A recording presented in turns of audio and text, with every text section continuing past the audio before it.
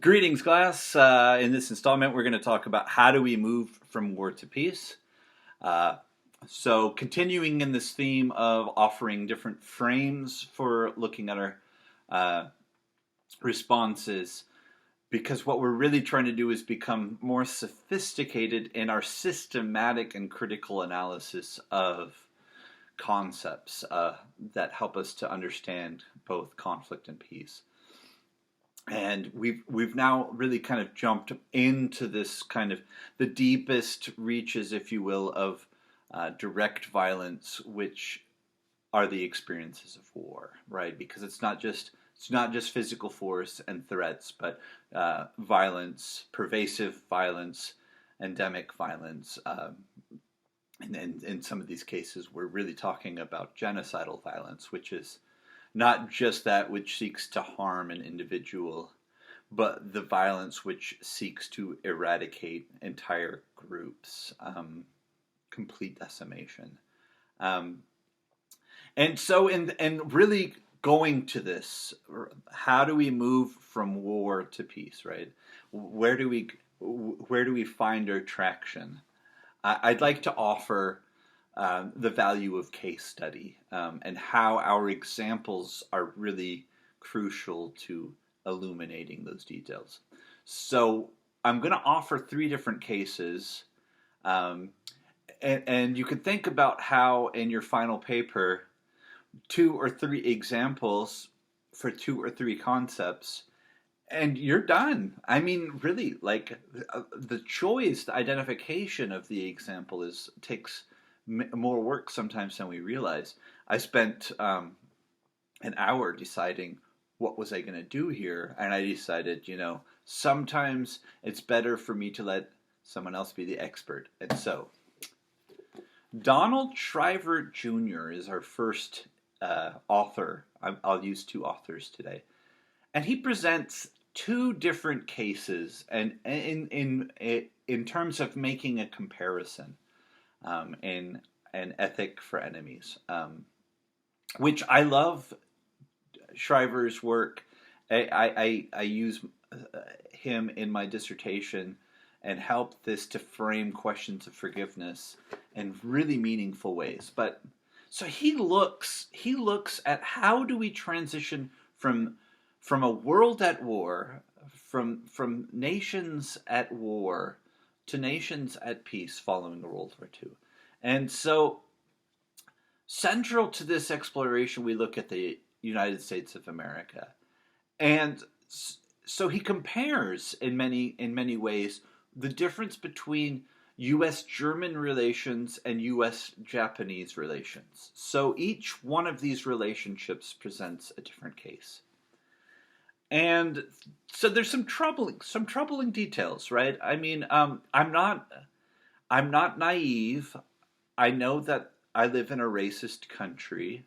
I study the impacts of racism, and at the same time,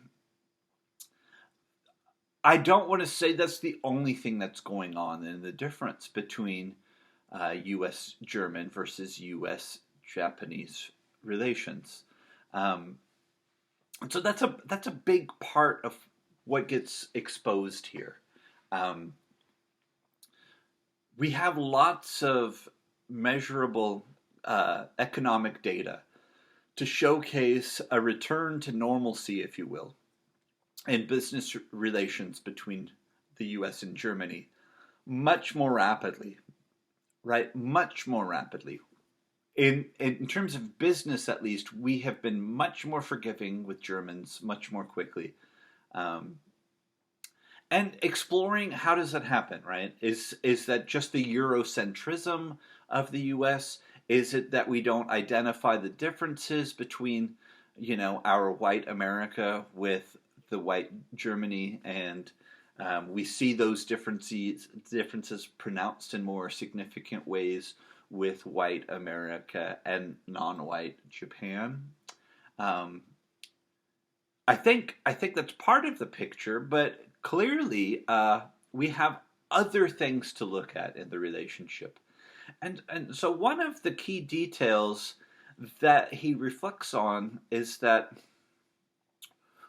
we fought against Germany and we fought in Germany, and we fought against Japan and we fought in Japan.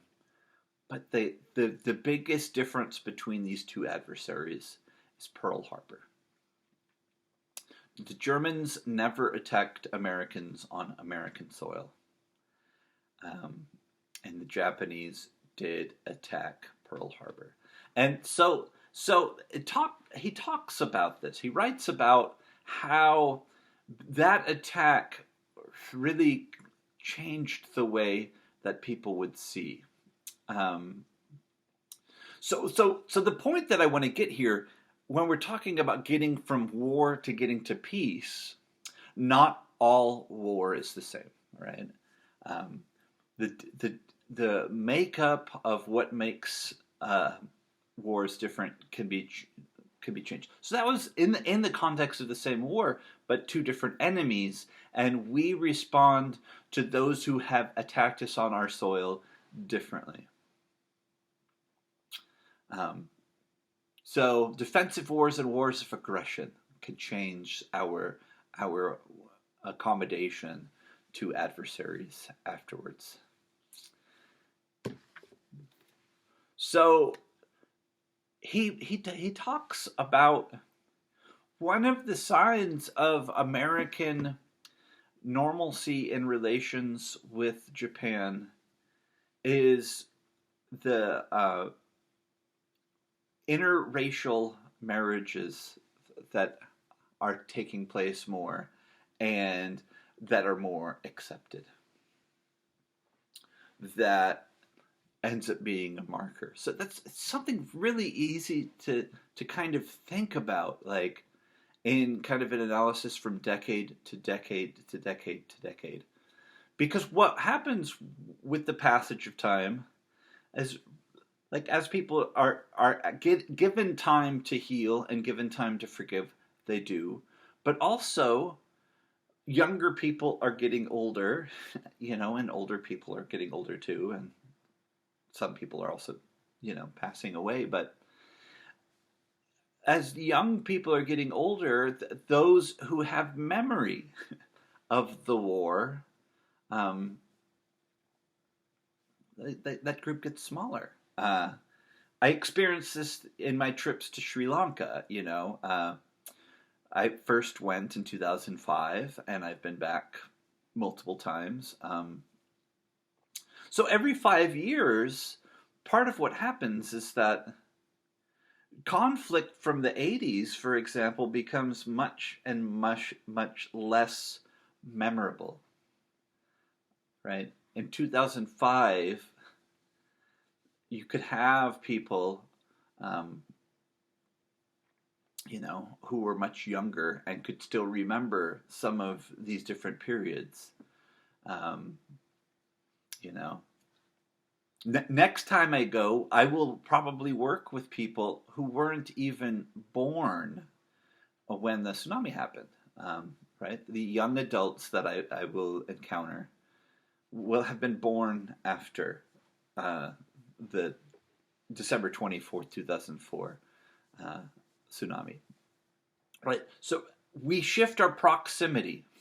And by moving further away from the epicenters of violence, just like by moving further away from the epicenters of trauma, the impacts of that trauma can dissipate.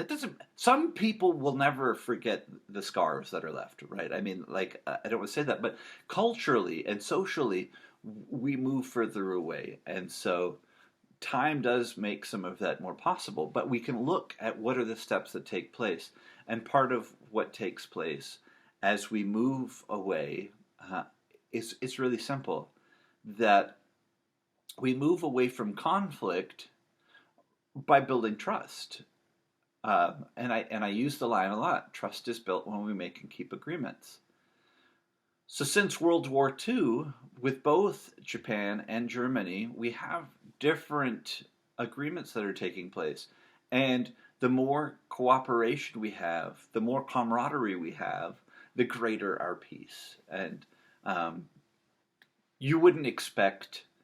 And if you talked about, how soon do you think that we're going to go to war with Germany, or how soon do you think we're going to go to war with Japan, people would look at you like you were crazy now. I mean, like, those are some of our strongest national friendships. Um, Granted, the U.S. does more trade with Canada and Mexico, and those are strong allies, despite, a few years of divisive rhetoric about who's coming from the South or the need for a vanity border wall. Um, which I say vanity border wall because there's no impact that would be valuable. Um, and I don't want to go too tangential, but a year ago, we had a different president. And a year ago, he was still preaching the gospel of Southern border wall. And it was a really funny week because in one week, two things happened with Trump's border wall. We discovered another very sophisticated tunnel system underneath the border, which again, a border wall wouldn't do anything to combat. And everybody knows that walls um, don't stop tunnels from being operational. I mean, it was just purely idiotic to even talk about the border wall. The only thing that the border wall would do would stop land animals from being able to walk across. But the other thing was that huge gullies were being washed out underneath. Um, Huge gullies were being washed out underneath the wall because water has to flow, and water and erosion, and so you'd have these huge holes so that, like, it actually was nature's way of making tunnels to say, like, this isn't a natural phenomena. Uh, the storm came in, water made holes underneath the wall, and the wind was blowing it over. Um, it's sad. It's sad how horrendously failed this just completely idiotic concept of coming down an escalator, promising to build a wall and make Mexico pay for it, and then people have supported that, and they wasted significant amounts of money on just a few miles of new wall. I'm glad that they didn't build more because it's the stupidest concept ever.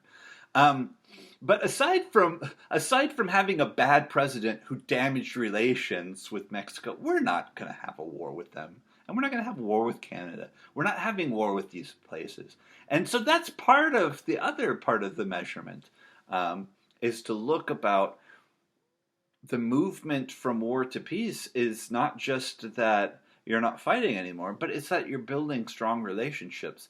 And when we get along with people, then we have a greater mechanism for having peaceful resolution to problems and disagreements. Um, our second example, Desmond Tutu.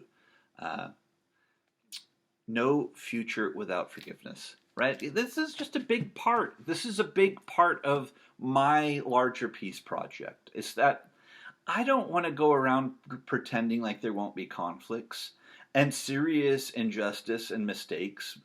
Um,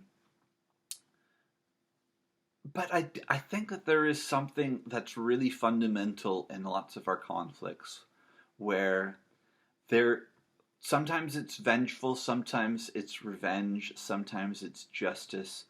But this idea of getting people back or punishing them or, you know, making them pay a price, to teach them a lesson.